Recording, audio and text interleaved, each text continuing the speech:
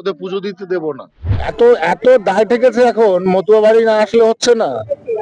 মুসলিম vote তো গেছে সব, মতুয়া ভোটও ভাগ্যে জুটবে না একটাও। উত্তর চব্বিশ পরগনার অশোকনগরে ভারতীয় জনতা পার্টির অশোকনগর মণ্ডলের 12 নম্বর ওয়ার্ডের উদ্যোগে আজ একটি রক্তদান শিবিরের আয়োজন করা হয়। জাতীয় পতাকা উত্তোলনের মাধ্যমে রক্তদান শিবির ও শীত বস্ত্র বিতরণ কর্মসূচির শুভ সূচনা হয়।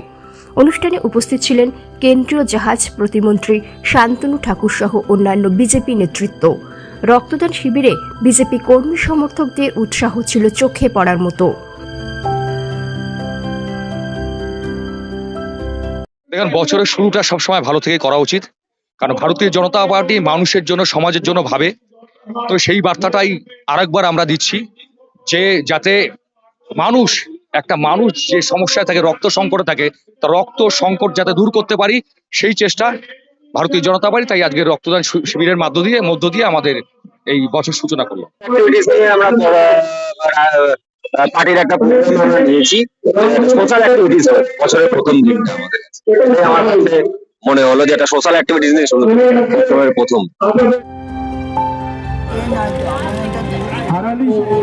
15 বছর ধরে যেভাবে দুর্নীতি, আশঙ্কা, রাহাজানি, আজকে দুষ্কৃতির তৈরি করা, পশ্চিমবঙ্গের যে পরিস্থিতি তৈরি করা, সেই পরিস্থিতিকে পরিবর্তন না করতে পারলে পশ্চিমবঙ্গের আগামী দিনের কিন্তু উজ্জ্বল ভবিষ্যৎ হবে না।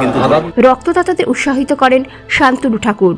পাশাপাশি সাংবাদিকদের মুখোমুখি হয়ে আগামী 9 তারিখ ঠাকুরবাড়িতে তৃণমূল কংগ্রেসের সর্বভারতীয় সাধারণ সম্পাদক অভিষেক ব্যানার্জির পুজো দেওয়া নিয়েও তিনি মন্তব্য করেন। যদি ওরা আসতে চায়, ওদের পুজো দিতে দেব না। নর্মালি এসে পুজো দিলে সে কোনো ব্যাপার নেই, পুজো দিয়ে বেরিয়ে যাবে, কোনো ব্যাপার নেই। ওনার যে কজন গার্ড আছে সেই কজনকে অ্যালাউ করবে না। গার্ড সে নিয়ে আসুক, বাইরে দাঁড় করিয়ে রাখুক না গার্ড। ঠাকুর বাড়ি নাকাবন্দি করার কি আছে?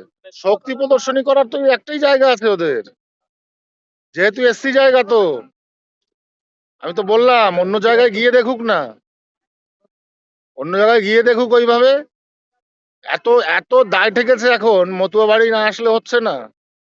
মুসলিম ভোট তো গেছে সব, মতুয়া ভোটও ভাগ্যে জুটবে না একটাও।